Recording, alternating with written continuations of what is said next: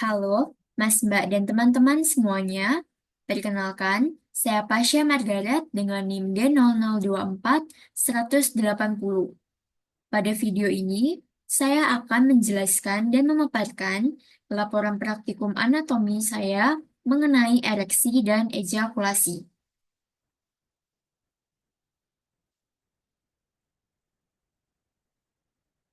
Baik, yang pertama saya akan menjelaskan terlebih dahulu mengenai definisi dari ereksi dan ejakulasi. Apa sih sebenarnya ereksi dan ejakulasi tersebut?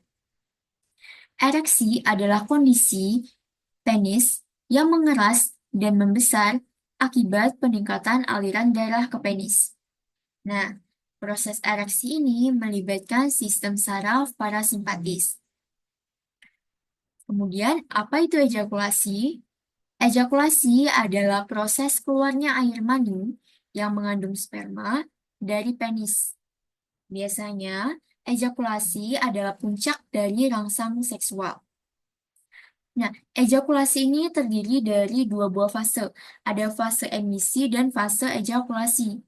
Fase emisi, pada fase emisi, eh, cairan semen ditransmisikan ke uretra.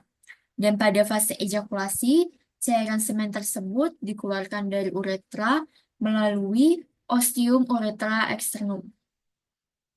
Pada ejakulasi, sistem saraf yang terlibat adalah sistem saraf simpatis. Selanjutnya, saya akan menjelaskan mengenai mekanisme ereksi. Bagaimana sih terjadinya ereksi? Pertama-tama, untuk terjadinya ereksi, perlu ada stimulus. Stimulus bisa dalam berbagai bentuk, bisa berupa sentuhan, atau mungkin dari bau, atau mungkin dari apa yang dilihat. Stimulus-stimulus tersebut kemudian akan diproses di sistem saraf pusat, yaitu di hipotalamus dan di hipokampus. Hipokampus yang ini dan hipotalamus yang ini. Di hipotalamus secara khusus dia diproses di nukleus paraptikus bagian media dan di nukleus paraventricularis. Kemudian, sistem saraf pusat akan mengirimkan sinyal melalui serabut parasimpatis segmen sakral 2 sampai 4 atau NIL-CLMS S2 sampai S4.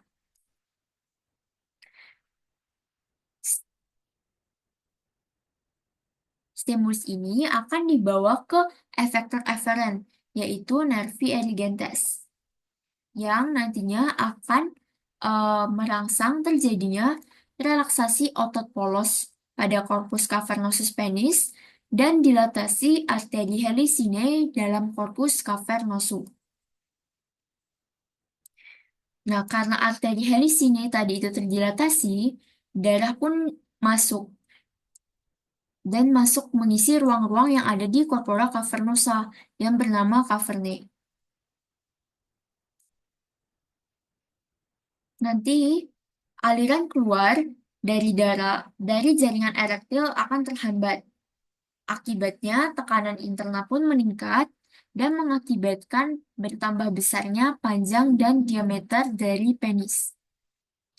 Nah, mekanisme ereksi ini membantu eh, pada proses kopulasi.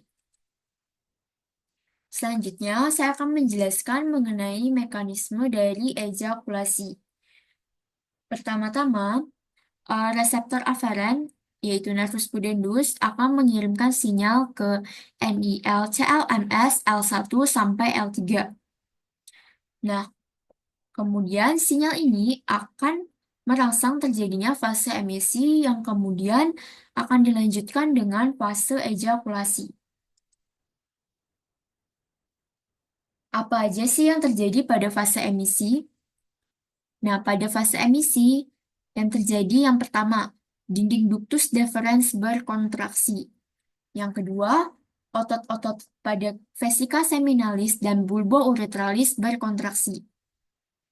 Berkontraksinya otot-otot pada vesika seminalis dan bulbo-uretralis memungkinkan kedua kelenjar ini untuk mengeluarkan sekretnya. Vesika seminalis mengeluarkan sekret berupa fruktosa dan prostaglandin. Fruktosa akan berguna sebagai cadangan makanan dari sperma, dan prostaglandin akan membantu motilitas dari sperma. Kelenjar bulbo-uretralis mengeluarkan sekret yang bersifat basa, yang tujuannya itu adalah untuk menetralkan uretra, yang mana selain sebagai jalan keluarnya sperma, uretra juga berperan sebagai jalur keluarnya dari urin. Nah, jika tidak dinetralkan, sperma-sperma yang ada di semen ketika melalui uretra pasti akan rusak. Oleh karena itu, kelenjar bulbo-uretralis berkontraksi, otot pada kelenjar bulbo-uretralis berkontraksi dan mengeluarkan sekret yang bersifat basah untuk membersihkan jejak-jejak urin pada uretra. Nah, selain berkontraksinya otot vesika seminalis dan bulbo-uretralis, pada fase emisi, sphincter dari vesika urinaria juga berkontraksi. Hal ini mencegah urin yang ada di vesika urinaria untuk keluar ke uretra selama proses ejakulasi. Selain eh, itu tadi pada fase emisi. Selanjutnya, pada fase ejakulasi, apa aja sih yang terjadi pada fase ejakulasi? Yang pertama itu ada kontraksi dari arteri helicinae yang mengakibatkan darah mengalir ke venula. Yang kedua adalah kontraksi dari musculus bulbus spongiosum dan musculus ischio cavernosus. Hal ini mengakibatkan adanya tekanan mekanik yang berujung pada keluarnya semen dari uretra. Sekian penjelasan saya mengenai mekanisme dari ereksi dan ejakulasi.